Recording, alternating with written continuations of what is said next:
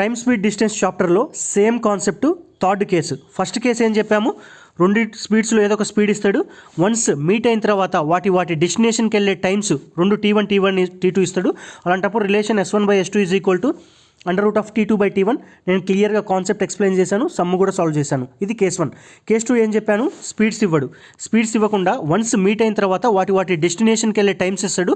Meeting time ఎంత అని అడుగుతాడు. ఈ మీటింగ్ టైం వచ్చేసి geometric mean of both T1 and T2. ఇది కూడా నేను కాన్సెప్ట్ ఎక్స్ప్లెయిన్ చేశాను, సమ్ కూడా సాల్వ్ చేశాను. డిస్క్రిప్షన్లో వీడియో ఉంటుంది, చెక్ చేసుకోండి. ఇది కేస్ 2 అనమాట. సో కేస్ 1 కేస్ 2 అయిపోయినాయి. ఇప్పుడు కేస్ 3 ఏంటంటే కేస్ 1 కేస్ 2 రెండు మిక్స్ చేసి అడుగుతాడు. కేస్ 1లో రెండు స్పీడ్స్లో ఏదో ఒక స్పీడ్ ఇస్తాడు. కేస్ 2 ప్రకారం మీట్ అయిపోయిన తర్వాత వాటి డెస్టినేషన్కి వెళ్ళే రెండు T1s ఇస్తాడు. అలాంటప్పుడు వాడు ఏం అడుగుతాడంటే ఈ డిస్టెన్స్ ఎంత అని అడుగుతాడు. ఓకేనా? ఈ డిస్టెన్స్ డైరెక్ట్గా మనం ఎలా కట్టాలో చూద్దాం. క్వశ్చన్ చూద్దాం. ఎప్పుడు కూడా క్వశ్చన్ చూసి కంగారు పడొద్దు. అరవింద్ పట్టణం ఏ నుండి పట్టణం బికి మరియు సురభి పట్టణం బి నుండి పట్టణం ఏకి ప్రయాణిస్తున్నారు. ఇద్దరు ఒకే సమయంలో ఒకే మార్గంలో తమ ప్రయాణాన్ని ప్రారంభించారు. ఒకరినొకరు కలుసుకున్న తర్వాత అరవింద్కు పట్టణం బికి చేరుకోవడానికి 6 గంటలు పడుతుంది. అదే సమయంలో సురభికి పట్టణం ఏకి చేరుకోవడానికి 24 గంటలు పడుతుంది. అరవింద్కి 54 km/h వేగంతో ప్రయాణించినట్లయితే పట్టణం ఏ మరియు పట్టణం బికి మధ్య దూరం వాడేమిచ్చాడు, ఇక్కడ డిస్టెన్స్ T1 ఇచ్చాడు. మీట్ అయిన తర్వాత వాటి డెస్టినేషన్లో T1 ఇచ్చాడు, T2 ఇచ్చాడు, ఫస్ట్ దాని స్పీడ్ ఇచ్చాడు S1.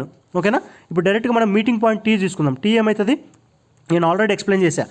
జామెట్రిక్ మీన్ అవుతుంది 6కి 24కి 6 2 120 6 4 24 120 + 24 144.